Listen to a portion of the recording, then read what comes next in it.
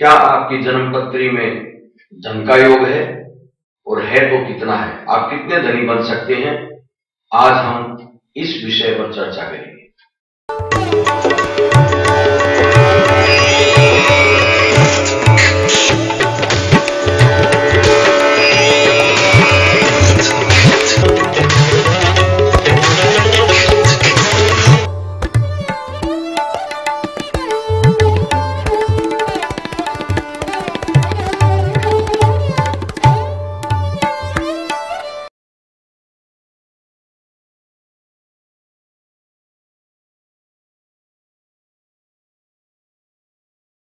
दर्शकों नमस्कार, astro park में आपका स्वागत है। आपकी सेवा में उपस्थित हूं स्वामी आत्मविश्वास महेश चंद्र पुरोहित।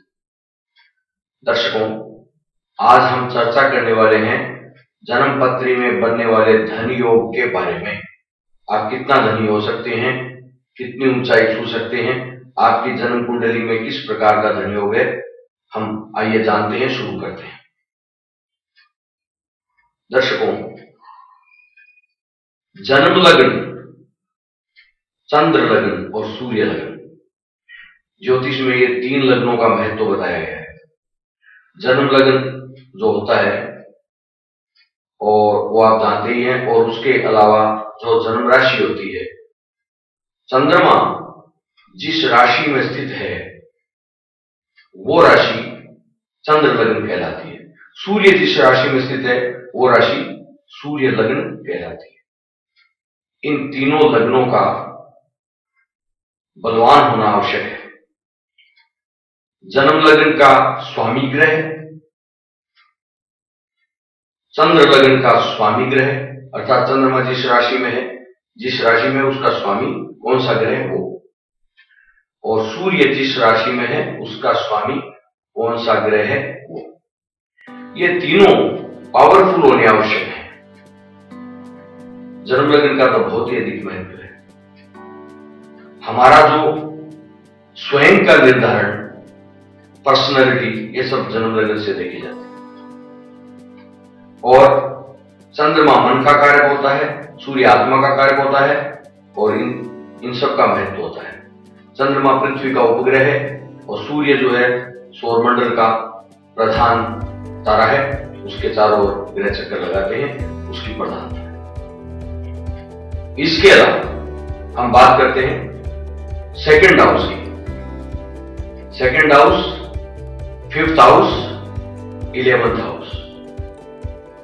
सेकंड हाउस में जो राशि है उसका स्वामी ग्रह, कोई भी प्लेनेट हो वो, और फिफ्थ लॉर्ड कोई भी प्लेनेट हो वो, और 11th लॉर्ड जो प्लेनेट हो वो। ये तीनों प्लेनेट और उनकी स्थिति। इसके अलावा बृहस्पति को धन का कारक ग्रह बताया गया है, इसलिए जुपिटर को देखना भी आवश्यक है। और भी योग है वो हम बताएंगे। तो ये देखना कि लग्न का स्वामी ग्रह कहां बैठा हुआ है, दूसरे घर का स्वामी ग्रह कहां स्थित है, 5वें का कहां है, 11वें का कहां है, और उसमें भाग्य ग्रह भी लिया गया है 9वां भाव। 9वें का स्वामी ग्रह कहां है, यह हमें देखना पड़ता है। यदि दूसरे और 11वें भाव के स्वामी ग्रहों का किसी प्रकार से संबंध बन जाए तो धन योग होता है, अच्छा धन योग बनता है। दूसरे भाव का स्वामी ग्रह और 11वें घर का स्वामी ग्रह या तो अपने अपने भाव में ही स्थित हो जाएं, तो अपने भावों को पावरफुल बनाते हैं, या वो एक दूसरे के भाव में स्थित हो जाएं तो एक्सचेंज हो जाता है, परिवर्तन हो, या एक दूसरे को देखते हो, या दोनों एक साथ कहीं भी अच्छी स्थिति में, अच्छी जगह स्थित हो, केंद्र में देखो, तो बहुत अच्छा धन योग बनता है। इसके अलावा हम बात करेंगे भाग्य ग्रह के मालिक की। भाग्य का रोल बहुत होता है तरक्की करने में, प्रोग्रेस करने में भाग्य का रोल होता है। 9वें घर का स्वामी ग्रह भी यदि इनके साथ कहीं न कहीं योग करे, किसी प्रकार से योग करें तो धन योग और भी पावरफुल बन जाता है।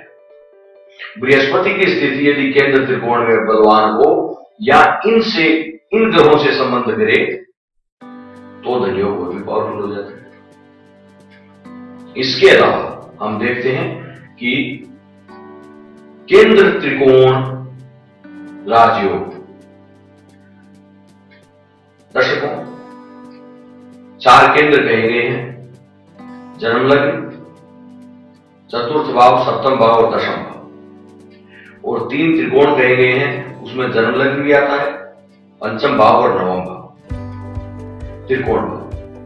तो केंद्र और त्रिकोण भाव के स्वामियों का आपस में संबंध हो तो धन योग में प्रबलता आती है, और यह संबंध केंद्र या त्रिकोण में हो, यदि यह संबंध करके केंद्र या त्रिकोण में स्थित हो जाए किन्हीं भाव में, तो जो है इनके संबंध से धन योग में और अधिक प्रबलता आती है।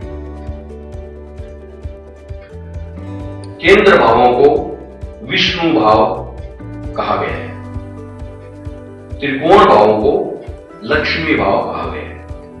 प्रथम, पंचम और नवम।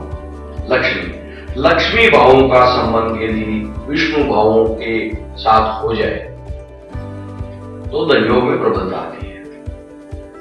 ये इतने योग हो गए। इनमें से भी धर्म कर्माधिपति योग जो एक प्रकार का उच्च राजयोग है, जो नवम भाव का स्वामी ग्रह तो दशम भाव का स्वामी ग्रह आपस में संबंध है तो अर्थ है, तो और भी प्रबलता आती है।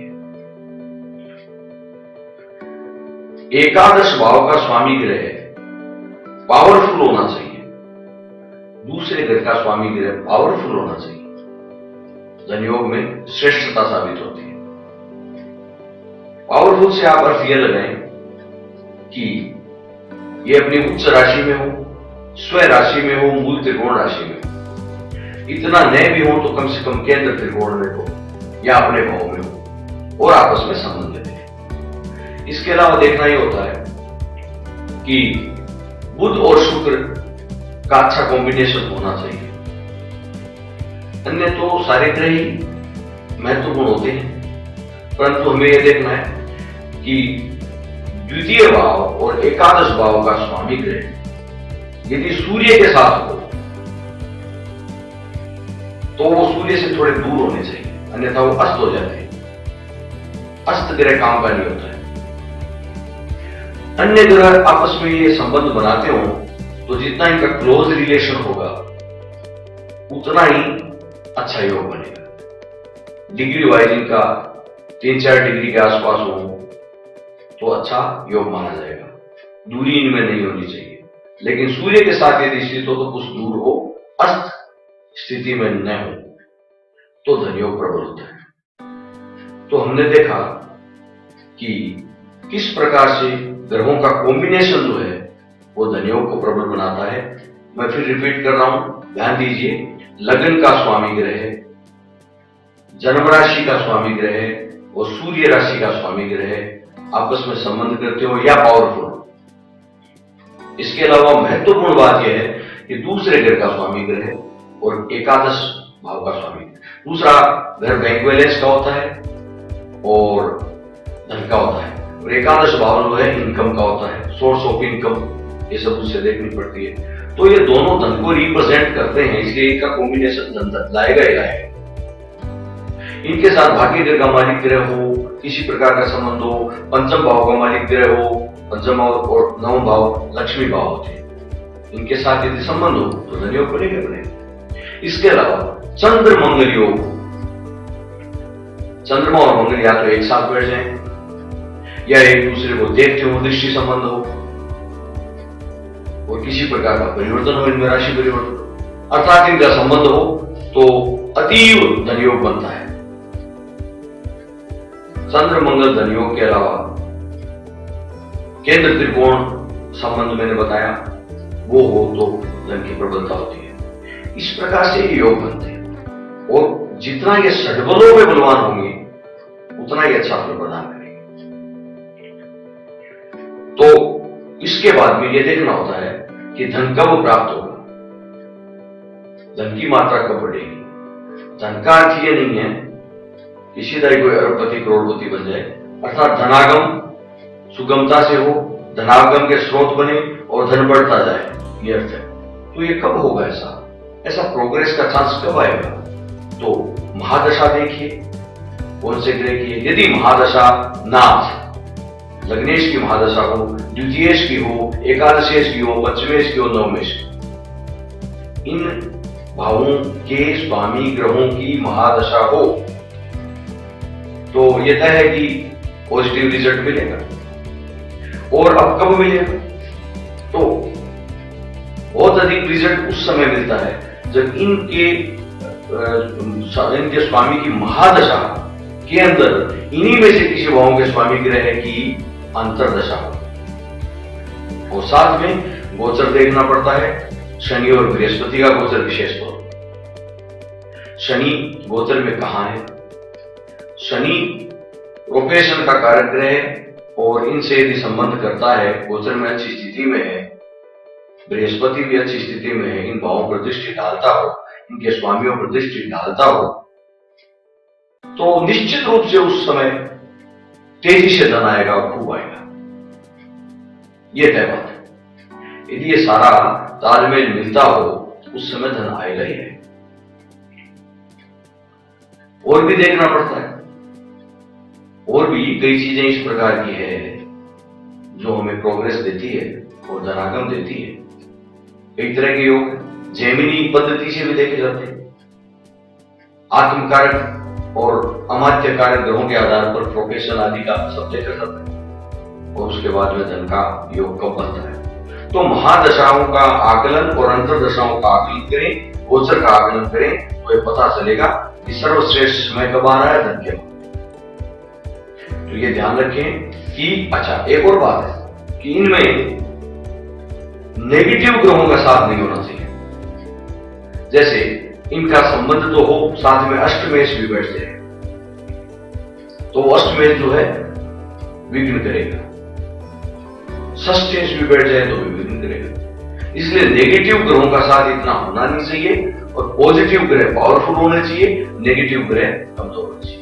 नेगेटिव और पॉजिटिव ग्रहों से तात्पर्य ये हुआ कि अशुभ भावों के स्वामी ग्रह नेगेटिव और शुभ भावों के स्वामी ग्रह पॉजिटिव, ये अर्थ है। तो ग्रह पावरफुल भी होने चाहिए, अपनी राशि में, अपनी उच्च राशि में, मूल त्रिकोण राशि में हो और केंद्र त्रिकोण आदि भावों में स्थित हो या द्वितीय भाव और एकादश भाव में स्थित हो तो धनयोग बनाते हैं। इनका यदि संबंध होता है तो धनयोग बनाते हैं, ये निश्चित बात है। नवांश में भी ये अच्छी स्थिति में हो, या तो वर्गोत्तम नवांश में हो या उच्च नवांश में गए हो, स्वराशि के नवांश में गए हो, अच्छी स्थिति में हो तो ये और भी पावरफुल हो जाते हैं, षड्बलों में बली। ये ध्यान देने योग्य बात है। अब धन व्यापार से आएगा या नौकरी से, जॉब से आएगा? तो देखिए छठा भाव जॉब का होता है, छठा भाव और दशम भाव का यदि संबंध हो जाए, इनके मालिकों का संबंध हो जाए किसी भी प्रकार से, तो व्यक्ति को जॉब से तरक्की होती है। इसके अलावा छठे का दशम से संबंध न हो और एकादश भाव पावरफुल हो, प्रबल हो, 11वां घर पावरफुल हो, 7वां घर पावरफुल हो तो व्यक्ति व्यापार करता है। दशम भाव की अपेक्षा एकादश भाव और सप्तम भाव का मालिक पावरफुल हो, अच्छी स्थिति में हो, कहीं स्थित हो अच्छी जगह और षष्ठेश का इन पर संबंध नहीं बनता हो तो व्यक्ति व्यापार करता है और व्यापार में सफलता प्राप्त करता है। यदि षष्ठेश से संबंध हो तो और दशमेश पावरफुल हो तो इस स्थिति के अंदर नौकरी में प्रोग्रेस होती है, जॉब में प्रोग्रेस होती है, दबाव में कार्य करना पड़ता है, दूसरे शब्दों में स्वतंत्र कार्य के लिए छठे ग्रह का संबंध इनसे नहीं बनना चाहिए और व्यापार के ग्रह प्रबल होने चाहिए। व्यापार का ग्रह बुध और शुक्र होता है, ये भी प्रबल स्थिति में होने चाहिए, अच्छी स्थिति में होनी चाहिए। लग्नों पर भी निर्भर करता है व्यापार कैसा करें, क्या करें। इस मामले में ये नहीं है कि केवल दशम भाव और ये लग्नों पर भी निर्भर करता है, लग्न कौन सा है, लग्न का मालिक कौन सा है, केंद्र में कौन से ग्रह बैठे हुए हैं, त्रिकोण में कौन से बैठे हुए हैं और सबसे पावरफुल ग्रह कौन से हैं, उसके आधार पर उसकी उस ग्रह की प्रकृति के आधार पर व्यापार होता है। किस प्रकार का व्यापार होगा उस ग्रह की प्रकृति के आधार पर होता है। व्यापार की प्रकृति के बारे में हम कभी फिर विचार करेंगे किसी और वीडियो में। और इतना ध्यान रखें कि धनयोग किस प्रकार से बनता है। इनमें से कोई ग्रह अस्त नहीं होना चाहिए और इनमें से जो धनयोग के ग्रह बताए उनमें से कोई ग्रह नीच का हो तो उसका नीच पद राजयोग बनता है नहीं बनता ये देखना होगा। तो ऐसी स्थिति का आकलन करें तो कितना धनी आप हो सकते हैं वो आकलन करें। अब धनी व्यक्तियों की कुंडलियां देखेंगे तो उनमें ये योग, इनमें से अधिकतर योग मिल जाएंगे।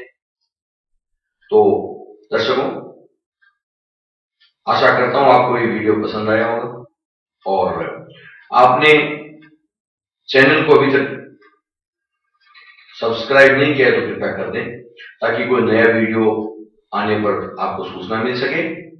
और ये वीडियो पसंद आए तो लाइक और शेयर अवश्य करें और आप कमेंट भी करें। आपके कमेंट से मुझे संबल मिलता है और मुझे प्रोत्साहन मिलता है, आपसे जुड़ने का मौका मिलता है। मुझे आज्ञा दीजिए।